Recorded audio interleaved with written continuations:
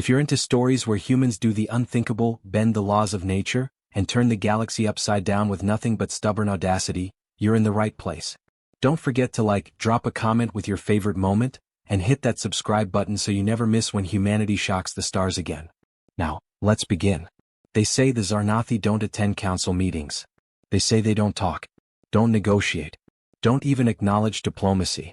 They devour fleets, tear colonies off the crust of planets, and vanish without explanation. The last time someone tried to open a dialogue with a Zarnathi emissary, the only thing recovered was a twisted recording of silence and blood. That was 50 years ago. Today they came back. The council chamber, a spire of mirrored crystal orbiting the neutral moon of Caltris V, had never been quieter. Representatives from over 65 species sat frozen, 6 hearts pounding, tendrils coiled, spines locked in defensive ridges. Even the Kravathy warlords, known for drinking their own poison to prove courage, leaned ever so slightly away from the obsidian archway that had just opened. It stepped through on 2 legs, dragging claws that screeched against the polished alloy floor.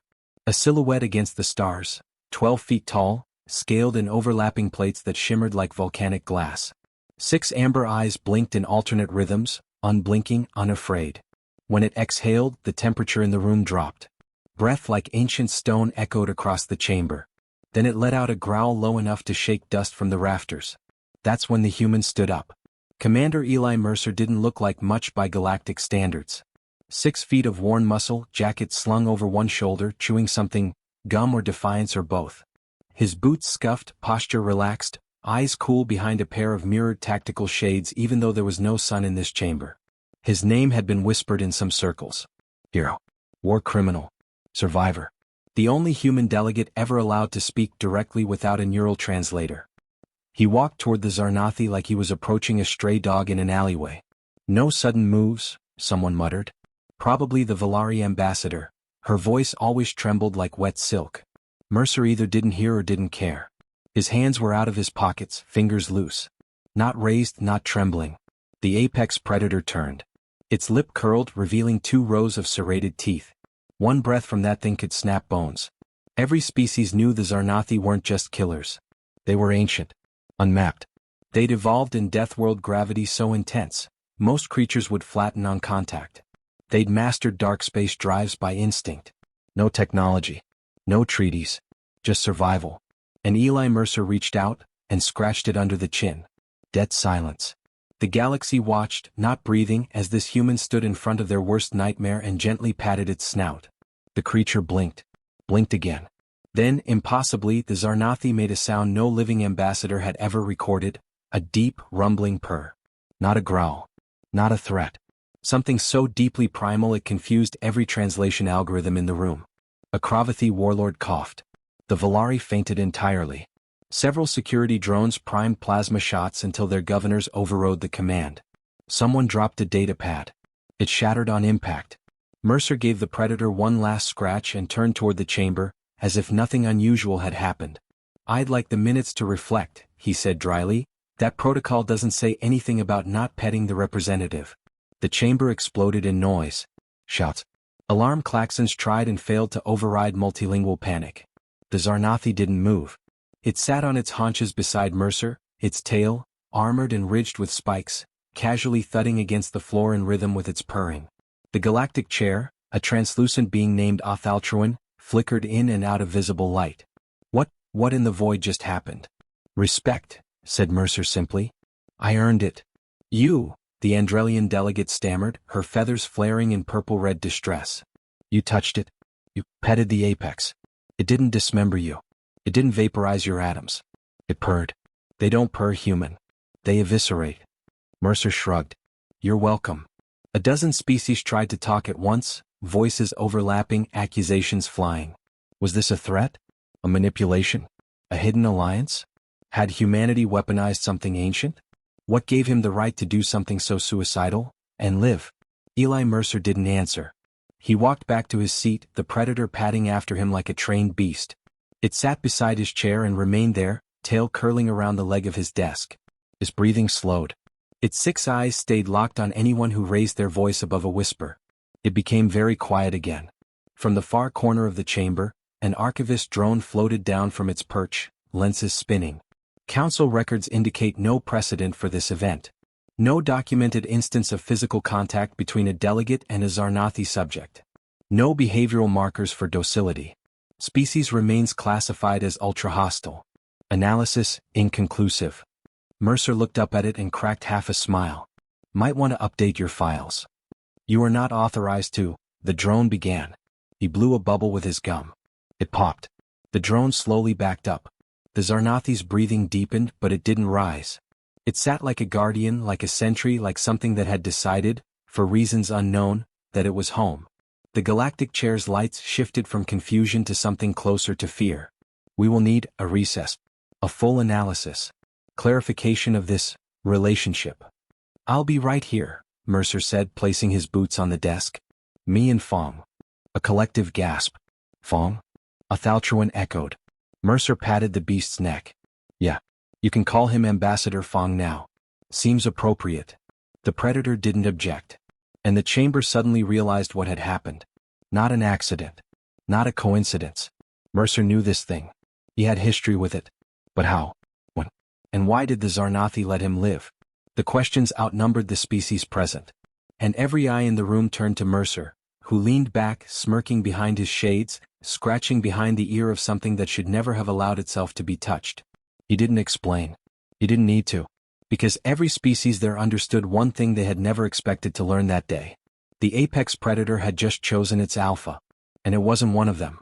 The first thing the council demanded after the recess was an explanation. The second thing they demanded was armed backup. 6 security droids hovered at each corner of the chamber, targeting systems locked on the Zarnathi. None of them fired. The predator ignored them the way a mountain ignores the wind. Still seated at Commander Mercer's side, it watched the delegates with the patience of something that had lived through extinctions. Mercer sat back in his chair, chewing another piece of gum, unfazed by the flickering tension in the room. You have 5 seconds to explain, growled the Kravathy representative, whose left eye glowed with embedded weaponry. Mercer nodded slowly, then exhaled through his nose. All right. Story time. No one interrupted. The silence was too full of dread. It was 12 years ago. Recon mission in the outer reaches. My squad got shot down over a planet not on any star maps. Dense atmosphere, no satellites, no rescue signals. Just darkness and screaming. His fingers tapped the desk in rhythm as if remembering something specific. We called it Hellgrave. Officially it had no name. Unofficially we weren't supposed to be there. A few council members exchanged glances. Black Ops weren't new, but they rarely ended with humans bringing apex predators to peace talks. Mercer continued, his voice quiet but sharp. The planet was death incarnate. Gravity 3 times Earth standard. Toxic rain. Carnivorous flora. By the 3rd day half the squad was gone. By the 5th only I was left. He didn't embellish. He didn't have to. The weight behind each word did the work for him. I found shelter in a collapsed cave system. Half-starved, weapon offline, one working comm beacon that couldn't get a signal through the atmosphere. That's where I met him. He glanced down at the beast beside him. It rumbled softly. It was injured. Deep gash along the side. Burn marks. Looked like it had survived an orbital strike. I thought it was coming to finish me off. But it collapsed right in front of me. Breathing shallow. Bleeding out. Eyes watching me like I was either prey or potential. And you healed it? The Andrelian asked, incredulous. I shared an MRE. Tasted like sand and regret, but he took it. Then another. I patched his side with a burned med kit in my shirt. Didn't sleep that night. Figured if it didn't kill me in my sleep, I might have a shot. There was a pause. Someone exhaled too loudly. For a while we just existed in that cave. I talked. He listened. Maybe he didn't understand, maybe he did. I gave him a name, Fongface. Seemed right. After about a week, I realized he was following me when I went out for supplies. Hunting with me. Watching my back. Athaltruan's translucent body flickered more rapidly, a sign of nervous disbelief. You domesticated the apex predator? Mercer leaned forward. No. I didn't domesticate anything. He made a choice. He didn't owe me anything. He didn't submit. But he stayed. Why? I stopped asking that question after he saved my life the 3rd time. Something in him recognized something in me. You ever look death in the eye and find it blinking back at you like a reflection? That's what it felt like. The Valari had regained consciousness and now curled her tendrils close in thought. But the Zarnathi do not form bonds. They are apex solitary entities, genetically incapable of pair bonding. Mercer smirked. That's what your databases say. Maybe your databases are wrong. Or maybe I just did what humans always do. Which is what? Spat the Kravathy delegate, his voice thick with suspicion. Refuse the script. Mercer leaned back again, the picture of relaxed defiance. We're not the strongest, not the fastest, not the most evolved, but we survive. We adapt. We look at monsters and ask if they want to play fetch. Blasphemy, someone muttered. Insanity. It's not insane, came a voice from behind the council bench. Every being in the chamber turned. A second Zarnathi had entered. Sleeker, older, its scales etched with ceremonial markings and hardened ridges that shimmered with faint bioluminescence. The moment it stepped in, the chamber dimmed slightly as though the very space acknowledged its presence. It did not growl. It did not roar. It simply walked to the center of the chamber, eyes fixed on Mercer. The first Zarnathi, Fong, rose and bowed its massive head. Gasps rippled through the chamber like a current. The new one spoke. The voice wasn't vocal. It pulsed inside the minds of all present, like a whispered storm, translated through resonance rather than language. The human speaks truth. Council records activated automatically, capturing the moment for posterity. I am Tkal Vor, the being continued. Elder of the seared path. Last witness of the binding. Binding? The Valari asked, her voice just above a whisper. The Zarnathi have no masters. No leash. No law but survival. And yet, one once came. Alone. Star-blooded. Bone-frail. Who shared fire and pain and refused to die. In doing so he earned Bondright. The old word is regaltesh. Your languages call it, pack. Mercer didn't speak. He let it hang there, the enormity of what had just been said unraveling slowly across the minds of everyone in the room. Tkal Vor lowered his head toward Mercer, not in submission but in recognition. He does not command us, the elder said. He does not own. But he is no longer prey. He is Fong of the broken world. And we will answer if he calls. Chaos would have been easier to process than what followed. The council didn't scream. It didn't argue. It didn't even move for several long seconds. The implications sank in, one horrifying threat at a time. The Zarnathi, the galaxy's oldest terror, had granted this human Bondright. That wasn't a personal favor. That was a cultural revolution. A biological impossibility. An evolutionary shift. And it had already happened. Someone laughed. It was hollow. Frayed. A diplomat unraveling in real time. You can't expect us to believe that, another shouted. One human? One mistake in the wild, and you crown him what? Ambassador to death incarnate. Mercer finally looked up, his smile gone. I didn't ask for this. I didn't plan it. But I didn't run either. And that's what you're all afraid of, isn't it? Not that I petted the beast. That it let me. Human arrogance, spat the Kravathy. No, Mercer said quietly. Human audacity. There's a difference. The elder Zarnathi turned toward the chamber. We do not offer this lightly. The pact is ancient. Irrevocable. This human has our loyalty. Our memory. Our vengeance if called. Why now? Othaltruan asked. Why come here? Why reveal yourselves? Because something stirs in the void beyond mapped stars. Something that does not fear us. And because your council, fractured and fearful, will not survive it unless you learn to follow something stronger than protocol. And you believe that something is this man? The Valari asked. No, said the Zarnathi. We believe he could be. And we wish to see what follows when prey becomes predator. Mercer looked at the council, at the nervous faces, the whispered calculations already beginning. I didn't come here for war, he said. I came here to talk. To show you that fear doesn't have to rule this galaxy. And if we don't accept? Asked the Andrelian. Mercer leaned forward, elbows on the desk. Then you better hope I never call. Behind him, Fong's eyes flared gold. And the chamber held its breath again. And this time it didn't feel like fear. It felt like history shifting. And everyone knew it wasn't done shifting yet. They didn't vote. They argued, debated, threatened, and whispered, but not a single member of the Galactic Council cast a formal vote. Not yet. The chamber's atmosphere had turned brittle. No longer heavy with fear, but with the electric hum of destabilization. The balance of power, so delicately choreographed for centuries, was unraveling strand by strand, and it had all started with a man scratching behind a monster's ear. Commander Eli Mercer sat quietly while the chaos swelled around him. Fong lay curled beside his chair, half asleep, claws twitching like he was dreaming of hunting stars. The elder Zarnathi had departed without another word, disappearing through a side corridor guarded by silence and awe. Othaltruan pulsed dim blue. That meant contemplation. Or dread. "Counselor," Mercer said, leaning forward, "we've danced long enough. You want to understand what just happened, you'll need to hear something you've been ignoring for centuries." The room quieted, not out of respect, but because no one wanted to miss the next piece of the riddle. Mercer stood. "You think the Zarnathi are your problem. You think I'm your problem. But this." He motioned to Fong. "This is just a preview. A warning shot across the bow of the universe. The real storm's still out there." The Kravathy warlord crossed his arms, twin tusks rising. "And what storm is that, human?" Mercer's voice dropped an octave. "The one your charts can't map. The one that's been swallowing mining colonies on the edge of Vantaspace. The one that leaves no signal, no debris. Just silence. And teeth." A ripple of recognition moved through the chamber like a cold wind. The Valari delegate's voice fluttered. "The vanishing moons." "I've seen it," Mercer said. "Or what's left when it passes. I was part of a recon mission 3 cycles ago. We dropped into orbit above a red dwarf colony. 6,000 residents. 2 orbital defense rings. By the time we arrived, nothing. No heat signatures. No remains. Like the whole place had been peeled away." "You're implying an unknown force."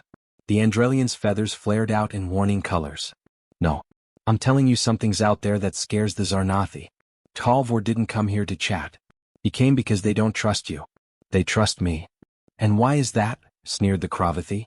"Because you made friends with a monster?" Mercer's eyes narrowed. "Because humans understand what it's like to be underestimated. We were the bottom rung on our own planet. Bare hands. Soft skin. Weak bones. Surrounded by things faster, stronger, sharper.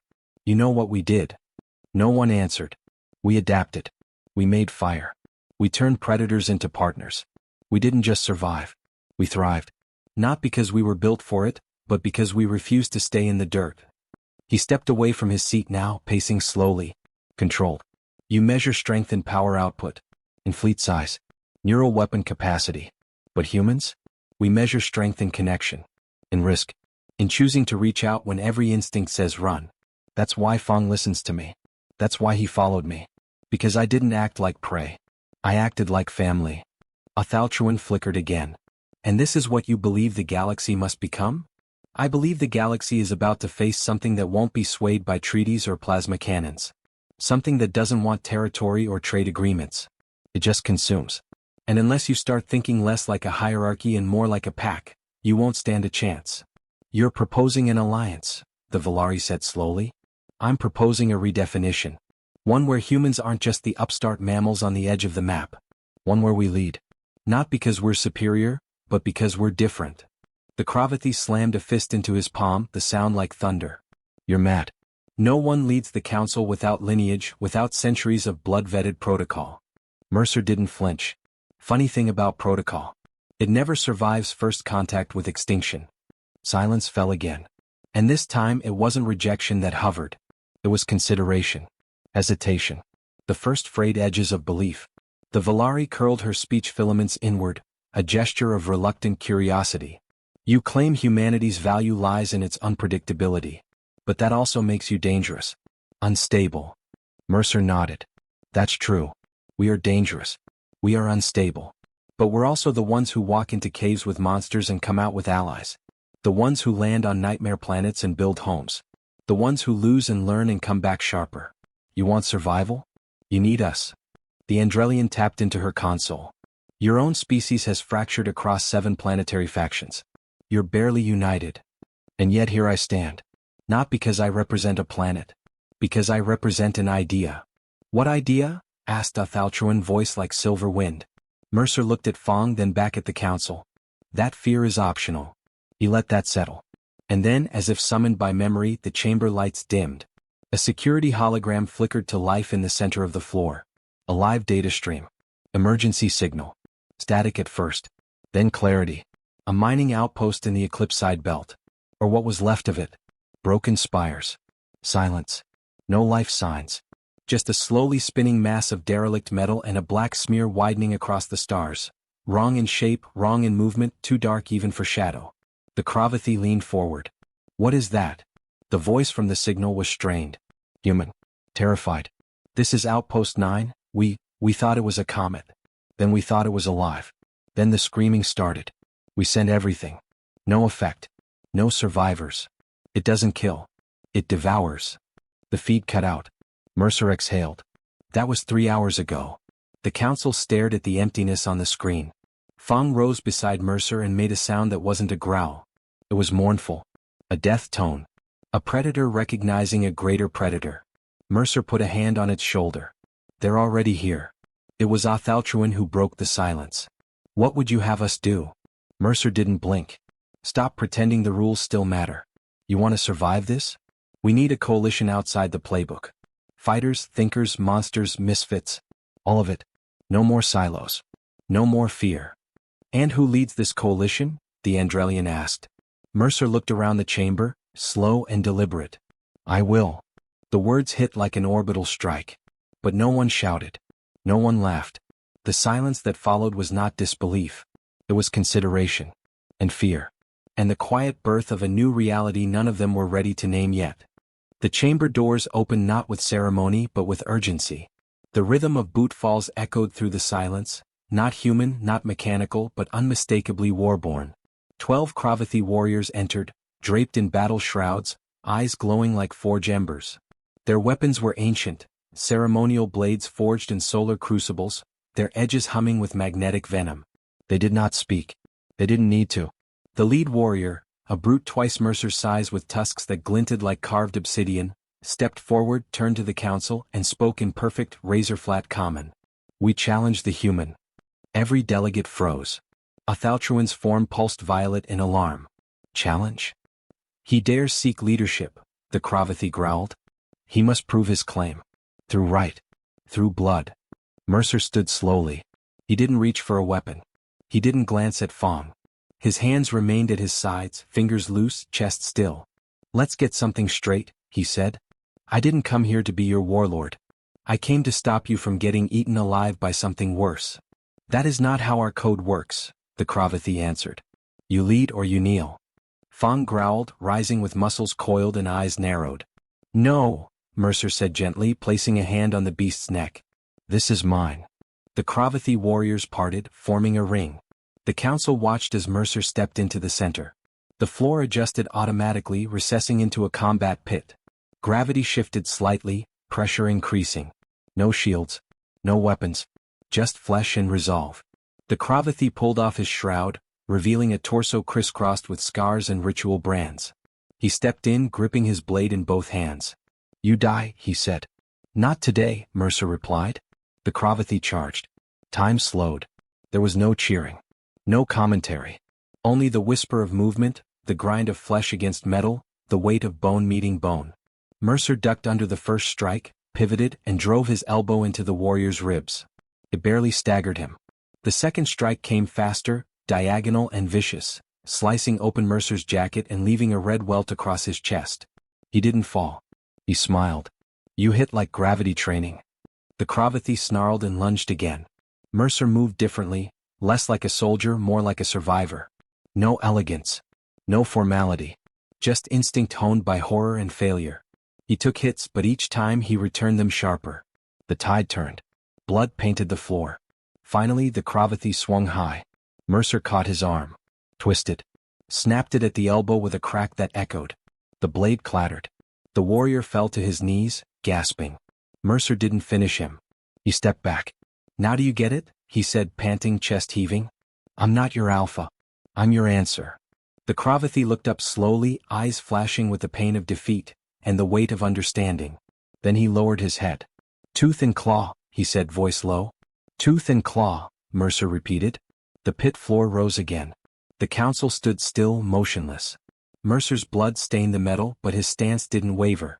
He looked 10 feet taller than when he entered. Fong stepped forward and pressed his snout gently to Mercer's shoulder, a quiet acknowledgement between creatures who had both killed and survived and chosen mercy when it mattered. Othaltruan's form brightened, sharp and crystalline. The challenge is resolved, it said. A murmur rippled across the chamber. Does the council accept the human's claim? One by one voices echoed in agreement. Not all. But enough. Then came the sound that changed everything. Not alarms. Not weapons. A vibration. Oh, subharmonic. Deep enough to rattle organs. The chamber dimmed. Athaltruan looked up, as if sensing something approaching from beyond layers of space and light. "It's here," Mercer said. Above them the orbital sensors bloomed with impossible data. No ships. No energy signatures. Just absence. A tear in the void wide enough to swallow moons. Mercer moved to the center dais, pulling a clean shirt from a side satchel, wiping blood from his hands. He activated the Council's tactical grid. It flickered, glitched, resisted. The thing approaching didn't register like normal matter. It defied logic, resisted boundaries. It moved without moving. Fong growled again.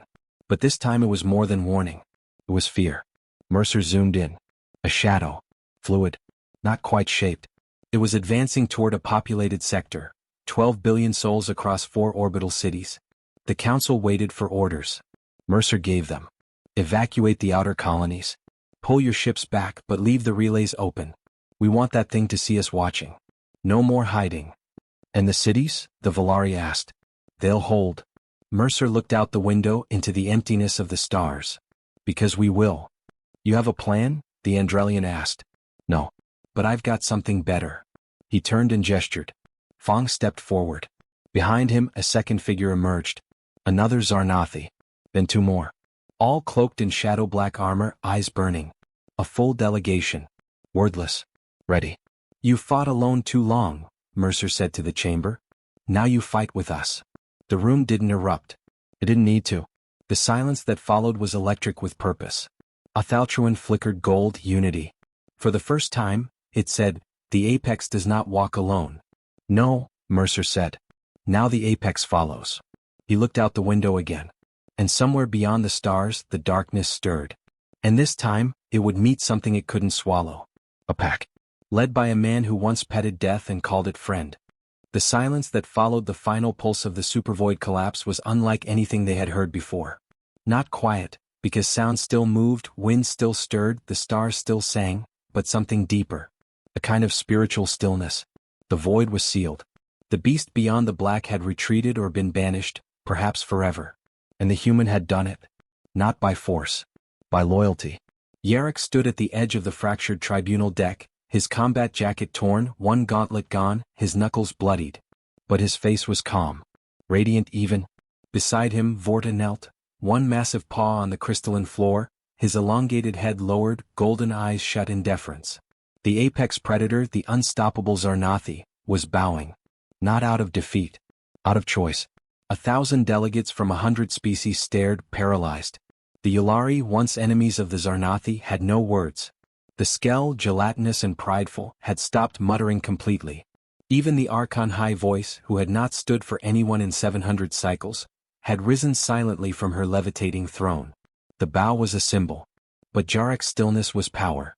General Corrin pushed through the gathered military commanders.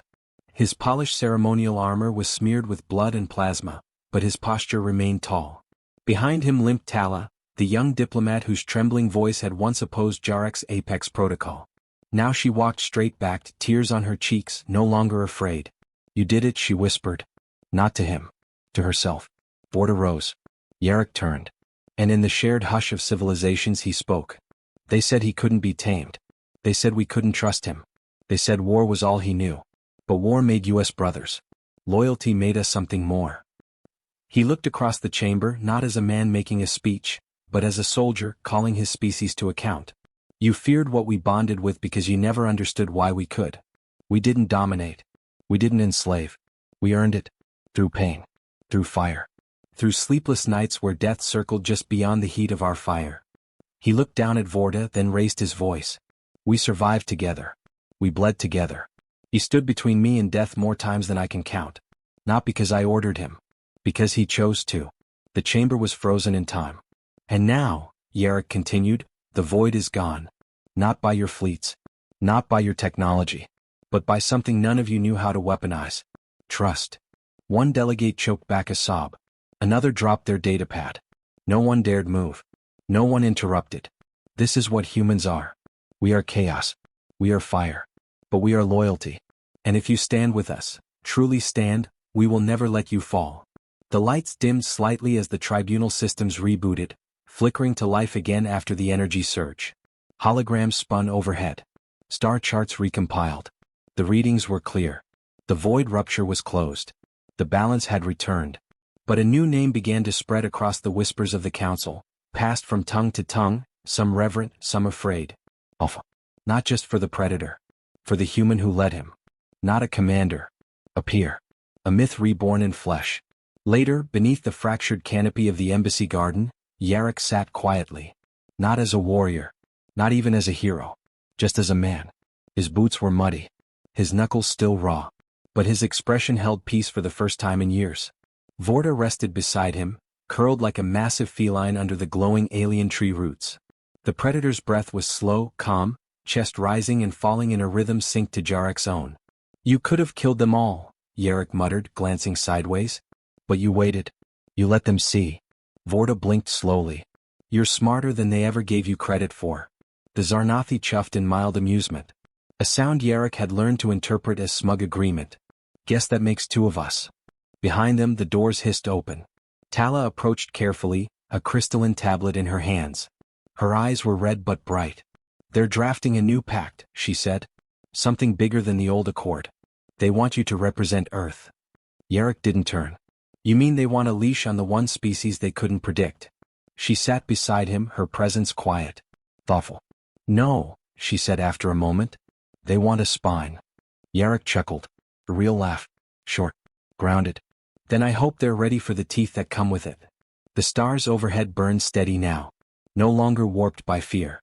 No longer devoured by the creeping dark. Yarrick leaned back, eyes on the horizon.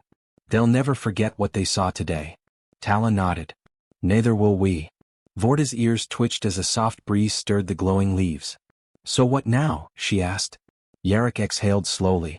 Now, he said, we teach them how to earn the trust of monsters. She tilted her head. And if they fail? He looked at her, expression unreadable.